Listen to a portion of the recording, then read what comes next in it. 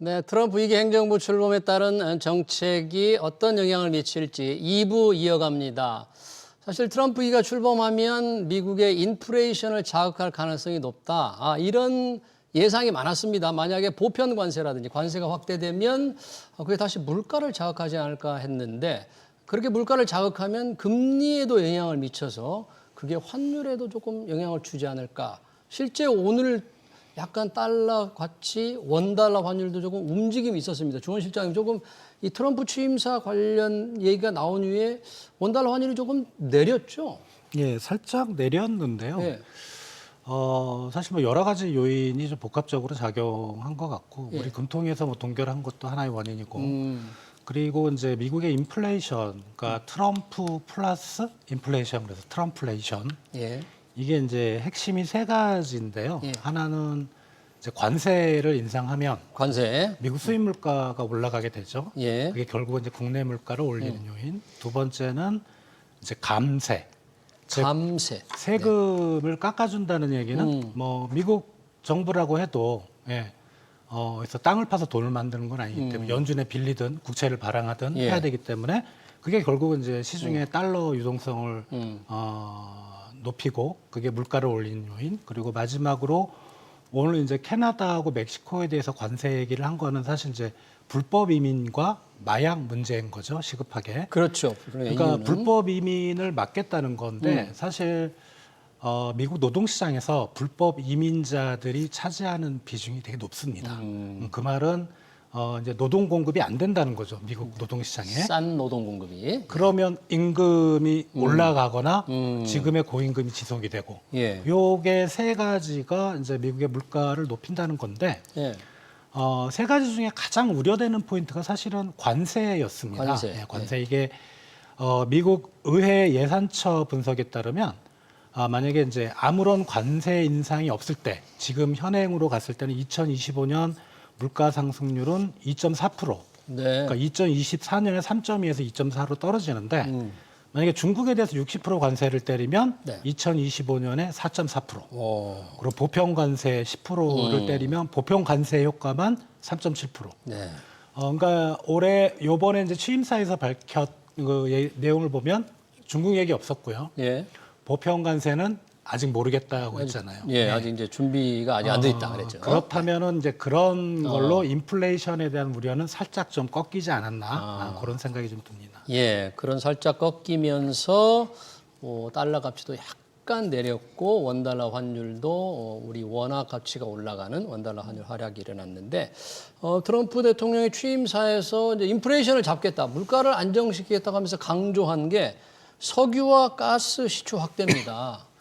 그래서 뭐 에너지 비상 사태를 선포하겠다 그러는데 이게 무슨 비상사태를 선포할 정도인지는 잘 모르겠습니다만 어느 정도 심각하게 보는 거예요. 이게 석유 가스로 인한 석유로 인한 인플레이션 우려를. 근데 사실은 이제 뭐 제가 보기에는 그냥 그 트럼프 특유의 수사가 아니었을까 싶습니다. 그래서 네. 정말로 뭐 이렇게 비상사태라는 거는 좀 말이 안 되는 건데 다만 이제 여러 가지로 물가 상승 요인이 있을 때 그러면은 나는 어떤 식으로 물가를 잡겠다 여기에 대해서 바이든 정부에서는 그걸 IRA로 이제 인플레이션 감축법, 이렇게 했었는데 트럼프는 이제 그렇게 하질 않고 두 가지를 내세웠어요. 예. 처음에 얘기한 게 하나는 에너지를 이제 자기네가 뭐 쉐일가스나 이런 걸 갖다가 프래킹을 더 많이 해서 생산량을 늘려서 에너지 가격을 낮추는 거랑 또 하나는 의약 제품입니다. 근데 의약. 예, 의약가는 이번에는 취임사에서도 얘기를 안 했고 아직까지 행정명령으로 나오지는 않은 상태인데 선거 공약에서 보면은 이제 약가 인하를 굉장히 적극적으로 유도를 하겠다. 근데 여기 그래요? 바이든 정부에서도 했던 얘기지만 약간 차이가 있는 게 바이든 어때요? 정부는 그거를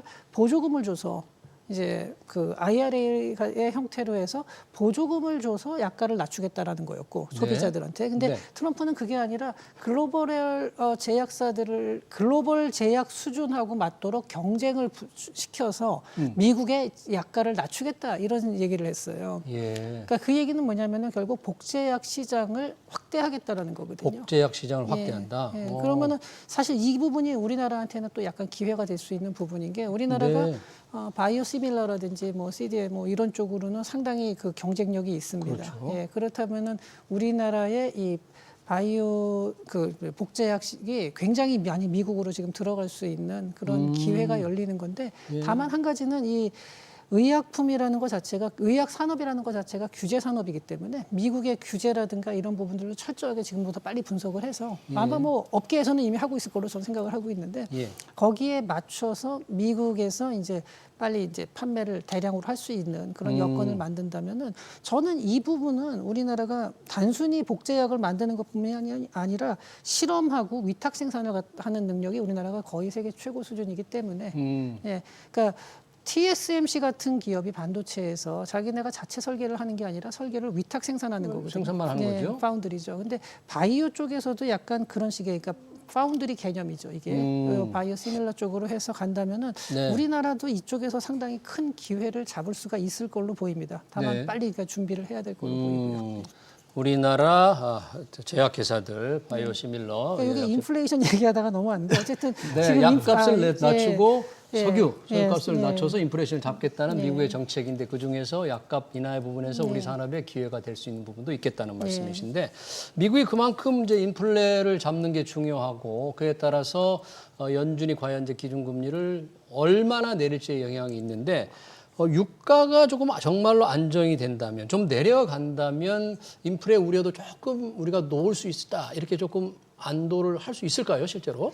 아무래도 그 트럼프가 에너지 가격이 올라간 것이 인플레이션의 주된 원인이라고 얘기를 했고 그러니까요. 그리고 연설에서 이거 사실은 바이든이 못하게 한 것들이 있지 않습니까? 이런 그 시추 활동을 다시 재개하겠다. 그리고 연설에서도 드릴 베이비 드릴 그러니까 너 애기야 뚫어 뭐 이런 식의 표현을 쓰면서 네. 박수를 되게 많이 받았는데 이게 아무래도 석유 공급이 늘어나면 그리고 더군다나 트럼프가 우리가 땅에 이게 금이 이게 액체로 된 금이 깔려 있는데 왜 그거를 안 쓰는지 모르겠다고 마구 파내서 우리나라를 부유하게 만들겠다라고 얘기한 시점에서는 공급이 늘어나는 측면에서 우리가 환율과 에너지 가격이 아무래도 인플레이션에 영향을 많이 주는 부분인데 적어도 에너지 가격 측면에서는 어느 정도 좀 긍정적인 영향을 줄 수 있지 않을까라는 생각을 할 수 있을 것 같습니다. 트럼프 대통령에게 석유가스 시출을 이렇게 막 늘린다면 수출도 해야 될 텐데 우리나라도 좀 많이 사야만 할 것 같은 생각도 드네요. 이렇게 석유가스 수출해서 자국민들이 쓰기도 하지만 수출도 많이 할 텐데 우리도 지금 수입량을 중동에서 많이 하지만 이 미국산 가스를 좀 훨씬 더 많이 사야 되지 않을까요? 시청자분들이 잘 모르시는데요. 네. 이미 많이 수입하고 있습니다. 우리가 많이 수입하고 있습니까? 그래요? 그리고 이제 그 미국의 원유 생산 비중이 트럼프가 지난 2017년 1월에 취임해서 2020년 끝났잖아요. 2016년에 원유 생산 비중이 전 세계 원유에서 13.4%였는데 트럼프 마지막 해인 2020년에는 18.5%. 많이 올라가네요. 그러니까 무지하게 파낼 것 같습니다. 파내고 그 미국에서 사용하는 그걸 넘어서서 이제 채굴을 할 거고 그렇죠. 분명히 이제 팔려고 할 겁니다. 그게 우리나라도 대상이 되는 거고요. 근데 지금 제가 알기로는 EU 쪽에서는 안 사고 있다고 들었거든요. EU에서는 유럽, 미국과. 그래서 아마 EU는 또 이제 북해 영국 쪽에 그쪽에 이제 있고 또 이제 러시아로부터 천연가스도 수입하고 있기 때문에 사실 뭐 미국 거를 그렇게 굳이 사야 될 동기는 없는데 오늘 살짝 언급했던 것 같아요. EU에 대해서. EU도 분명히 뭐 30 몇 개 회원국 합하면 미국에 대해서 무역 적자 규모가 한 2천억 달러 되는데 사줘야 되는 거 아니냐. 그 얘기를 해서 이거 분명히 이제 살 것 같고요. 그리고 이게 이제 사실 미국은 에너지 그 소비량 규모를 보면 GDP당 엄청 높습니다. 그래서 만약 원유 가격이 실제 트럼프 일기 때도 많이 떨어졌거든요. 이 원유를 막 생산하면서 그렇다면은 물가에 상당히 좀 안정화시키는 영향을 발휘할 건데, 근데 관세 아까 말씀드렸던 감세, 그리고 이제 고용 시장의 임금 올라가는 거, 불법 이민자 추방으로 그거 하고 이제 한번 생각을 해봐야 되는 거죠. 어느 쪽이 더 압력이 센지를. 그래서 아무튼 이런 부분에 있어서는 인플레이션은 트럼프 의도대로 좀 갈 수 있는데. 관세 정책이 지금 천천히 이게 시행이 된다면 관세가 가장 컸는데 그 부분이 약화되면서 미국 물가는 좀 안정화될 수 있지 않을까. 그럼 이게 결국 연준의 통화 정책과도 좀 연결이 되는 거거든요. 최근에 연준이 갑자기 매파적으로 돌아선 이유가 이 트럼플레이션 때문에 그렇거든요. 네. 아직 실현되지는 않았지만 트럼프 정책으로 미국 물가가 불안해지면 1990년대 후반에 예. 연준이 금리를 높은 수준에서 다시 내리다가 바로 올린 적이 있습니다. 예. 물가가 좀 불안해서 이제 그런 우려가 시장에서 좀 불식됐으면 좋겠는데 네. 예, 그건 지켜봐야 될 것 같습니다. 그러네요. 지금 연준의 통화 정책을 말씀해 주셔서 그렇지 않아도 지금 미국의 이 소비자 물가 지수 동향에 따라서 연준이 올해 기준금리를 뭐 한 번 낮출 것인가 아니면 두 번 낮출 것인가 아니면 뭐 안 낮출 수도 있다는 여러 가지 전망이 나오고 있습니다만 이 트럼프 정책이 다 지금 나온 건 아니잖아요. 부분적으로 지금 나오고 있는데 이런 정책이 연준에는 어떤 영향을 미칠 것 같습니까, 조 박사님? 뭐 일단 지금 연준 같은 경우는 사실 그 약간 트럼프하고는 조금 사실 사이가 안 좋은 입장이었죠. 그리고 트럼프 대통령하고 예, 네. 지금 파월 의장하고 예, 파월 의장이 굉장히 안 좋은 사이였고요. 그리고 또 이제 그러다 보니까 이제 이번에도 트럼프 정권이 들어서기 직전에 이제 시장에서 기대했던 것보다 훨씬 낮은 수준의 금리 인하와 그리고 횟수를 이제 얘기를 했었거든요. 예. 근데 그 부분에 대해서도 트럼프가 뭐 이렇게 공식적으로 뭐 강하게 얘기는 안 했지만 아마 속으로는 조금 불편한 감정을 가졌을 수도 있고 또 그것들이 이제 앞으로 어떻게 진행될지는 모르는데 제가 보기에는 트럼프는 물가도 그렇고 그다음에 이제 무역 적자를 줄이기 위해서는 지금은 사실 트럼프가 딱 당선되는 순간에 강달러가 됐는데 네, 당선되고 예, 바로 달러 가치가 그렇죠. 올랐는데 전 세계적으로 봤을 때도 그런데 트럼프 대통령 자체는 아마 그 약달러를 원할 겁니다. 그 무역 수지 개선을 위해서 또 그런 측면에서 봤을 때도 고금리를 유지하는 거를 원치는 않을 거고요. 다만 이제 그런 식으로 앞으로 이제 서로 간에 좀 조율이 있지 않을까. 근데 이 부분에 대해서는 사실 누가 어떻게 전망하는 거는 정말 위험한 거라고 저는 생각을 해요. 그러네요. 그러니까 이자율이라든지 뭐 이런 거는 정말 그 함부로 예측해서는 안 되는 거라서. 또 연준은 연준 나름대로의 어떤 독립적인 예. 그런 정책 운영을 하기 때문에 예상하기는 어렵습니다만 이 시장이 열렸더라면 아마 트럼프 정책에 따른 변화가 민감하게 반응을 했을 텐데 마침 마틴 루터 킹 데이로 뉴욕 증시가 휴장이어서 상황을 알 수는 없는데요. 일단 연준의 금리 인하 횟수가 당초 작년 12월에 생각했던 것보다는 조금 횟수가 줄 거고 속도도 조금 느려질 것이다. 이런 전망은 좀 유지가 되고 있다고 봐야 됩니까?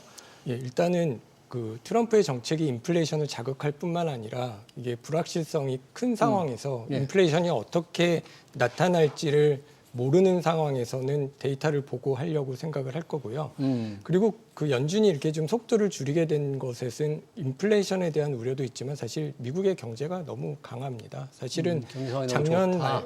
작년 말만 해도 이게 경기가 하강 우려에 대한 우려가 되게 커서 뭐 금리를 예상외로 빨리 내리고 이런 이런 정책을 했었는데 생각보다 미국이 경기가 나빠지지 않고 있거든요. 아마 처음에 50bp를 이제 비컷을 한 게 어떤 투자를 자극하는 효과가 있었는지는 모르겠는데 예. 이런 것 때문에 어떤 불확실성이 있는 상황에서 당장 정책 지금 얘기했던 어떤 정책 경로 한 번이나 아니면은 뭐 시장 일부 시장에서는 안 내릴 수도 있다라는 예측을 하고 있는데 그런 예측이 당장 바뀌기는 쉽지 않을 것 같다라고 생각을 하고요. 예.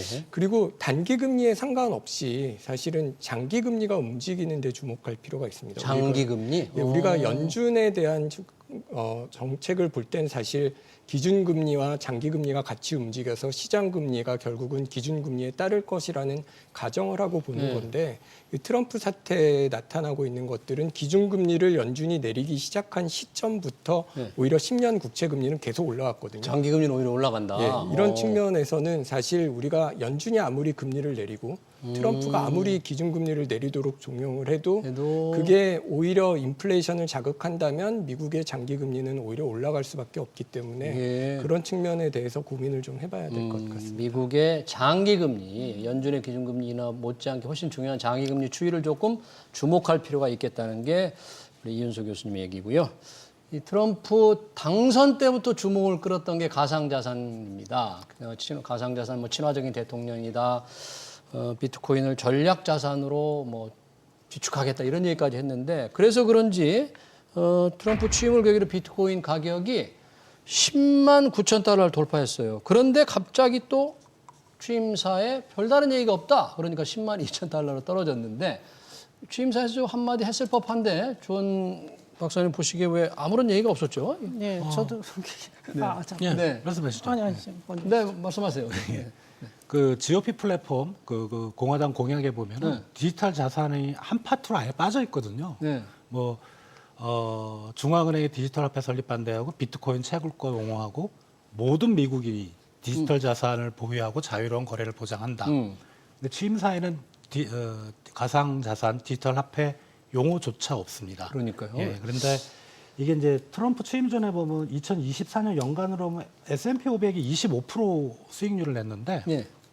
비트코인이 120% 수익률을 냈거든요. 그리고 트럼프 취임하고 나서도 12월 말까지 한 10% 정도. 그러니까 너무 기대가 컸던 것 같습니다. 너무 기대가 컸다. 컸는데, 근데 이제 그 공화당 공약에 아예 들어가 있기 때문에 뭐 그렇다고 뭐 트럼프가 뭐 비트코인을 아예 무시하고 이러지는 않을 것 같고요. 네, 취임사에 없다고 해서 실망하지 예. 마라 투자자들은. 뭐 근데 아무튼 좀 거품은 좀 빠져야 되지 않을까 생각이 듭니다. 네, 우리 조현승 위원님 어떻게 비트코인에 대해서 한 말씀.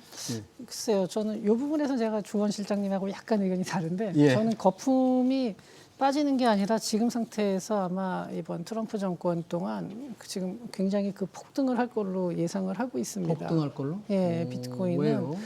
일단은 이제 비트코인이라는 게 그동안 비트코인을 포함한 다양한 가상자산 얼마 전에 이제 리플 가격이 아주 급등을 한 적이 있는데 그렇습니다. 예, 리플.